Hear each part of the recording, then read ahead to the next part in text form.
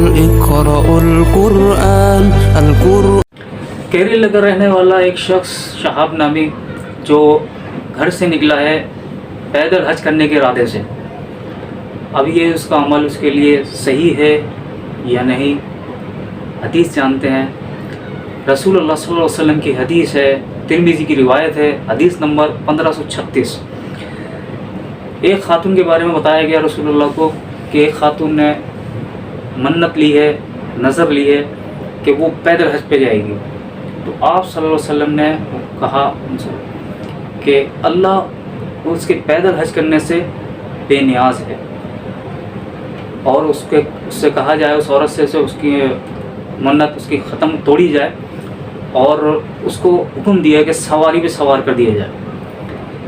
اور ایسی روایت کے اندر آتا ہے کہ آپ صلی اللہ علیہ وسلم نے زندگی میں ایک حج کیا، اور وہ بھی اونٹ پر۔ مدینے سے مکہ آنے کے لیے کتنا سفر ہوتا ہے؟ تقریباً 400 کلومیٹر۔ آپ صلی اللہ علیہ وسلم اونٹ پر سفر کیا، اور یہاں تک کہ طواف بھی اونٹ پہ کیا۔ ایسی دوسری حدیث آتی ہے اس سے اگلی، وہ بھی ترمذی کی روایت ہے، حدیث نمبر ہے 1537، 36 تھی یہ 37 ہے۔ ایک بوڑھا شخص دو اپنے نوجوان بیٹوں کے ساتھ حج کے ارادے سے نکلتا ہے، وہ بھی پیدل جا رہا ہوتا ہے۔ آپ صلی اللہ علیہ وسلم نے اس کو دیکھا اور کہا کہ تم پیدل کیوں جا رہے ہو؟ تو اس شخص نے کہا کہ میں نے منت لی ہے یا نظر لی ہے کہ میں پیدل حج پہ جاؤں گا۔ تو آپ صلی اللہ علیہ وسلم نے کہا کہ اللہ تیرے پیدل چلنے سے بے نیاز ہے، تو سواری پہ سوار ہو جا۔ تو یہ شہاب نامی نوجوان، اس کو کوئی سمجھانے والا نہیں، یا خود اپنے طریقے سے اپنے طرف سے لے کے چل دیا بغیر دین کے جانے ہوئے، قرآن و سنت کو جانے ہوئے، اور سمجھانے والوں نے بھی کوئی سمجھا نہیں رہا۔ بجائے سمجھانے کے حدیث کا مطالعہ یا حدیث بتانے کے کہ رسول اللہ کا حکم کیا ہے، اس پہ دوسرے مسلمانوں پہ لعن طعن کر رہے ہیں۔ ارے اللہ کے بندو، کم سے کم قرآن اور حدیث کا مطالعہ کرو، اس کو بتاؤ، اس کا حلیہ درست کرو۔ سب سے پہلے تو اس کا حلیہ لگ بھی نہیں رہا ہے۔ تو ایسی ایک اور حدیث آتی ہے، صحیح بخاری کی حدیث ہے۔ صحیح بخاری کی حدیث یہ ہے کہ آپ صلی اللہ علیہ وسلم مسجد میں داخل ہوتے ہیں کہ مسجد میں دیکھتے ہیں کہ چھت پہ سے رسی لٹک رہی ہے۔ تو آپ صلی اللہ علیہ وسلم نے وہاں کے لوگوں سے پوچھا کہ یہ رسی چھت سے کیوں لٹک رہی ہے؟ تو آپ صلی اللہ علیہ وسلم نے فرمایا کہ اس پہ حضرت فاطمہ رضی اللہ عنہا وہ جب رات بھر عبادت کرتی ہیں تو نیند کے غلبے میں آ کے، جب نیند کا غلبہ آتا ہے تو وہ رسی کا سہارا لیتی ہیں یا اس کو کس لیتی ہیں، تو جس کی وجہ سے نیند کا غلبہ ختم ہو جاتا ہے۔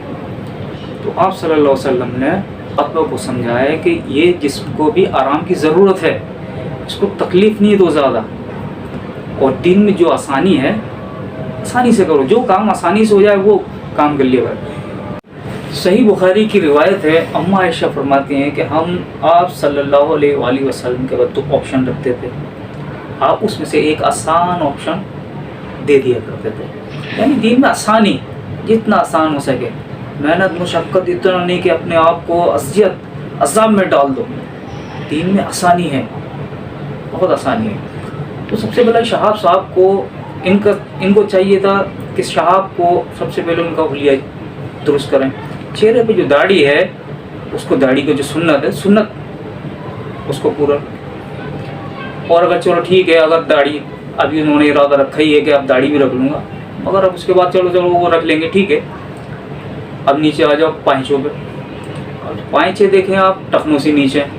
آپ صلی اللہ علیہ وسلم نے فرمایا کہ جس شخص کا کپڑا ٹخنوں سے نیچے آئے گا وہ جہنم میں جلے گا۔ ٹھیک ہے میرے بھائی، دین میں آسانی ہے، سب سے پہلے اس کو صحیح کرو۔ حج کے ارادے سے نکلے ہو، مگر لگتا ہے ایسے جیسے کہ آپ کی سیلفیاں بن رہی ہیں، آپ کے اوپر نچھاور ہو رہے ہیں پھول پتیاں، ایسا لگ رہا ہے کہ شہرت کے لیے نکل رہے ہو، کہ تو اللہ کا بہتر اللہ ہی جانتا ہے کیا تمہارے دل میں ہے، مجھے نہیں پتا۔ بہرحال یہ شہرت عورت نہیں، یہ ریاکاری ہو جائے گی، اب بھائی یہ ریاکاری ہے. آج آپ پیدل چلے ہو, کل دوسرا چلے گا, پرسوں تیسرا, اس کے بعد کوئی اس سے زیادہ نوجوان ہٹا کٹا بہترین طاقت رکھنے والا زبردست پیدل چلنے والا ٹانگوں پہ, وہ بولے گا یہ ایک دو ٹانگوں پہ چل کے گیا سفر کر کے, میں ایک ٹانگ پہ جاؤں گا. تیسرا اس سے زیادہ اس کے زیادہ آ گئی طاقت, تو وہ بولے گا میں تو سر کے بل جاؤں گا. جو ہوتا ہے کوئی گھٹنوں کے بل جانے کی فرمائش کرے گا. ارے بھائی یہ دین تھوڑی ہے. جا کے دین کی پہلے معلومات کرو. اگر کسی ہم اس پہ سنت پہ عمل کرنا چاہتے ہیں, نبی کے عاشق ہیں, تو ہمیں چاہیے کہ ہم جا کے اس کے پہلے ہے نا قرآن اور حدیث کا مطالعہ کریں, امام صاحب سے سنیں, پوری بات سنیں, جب جا کے ہم آگے نکلیں گے. ایسا تھوڑی ہے کہ اپنی مرضی سے لے کے چل دیے گھر سے.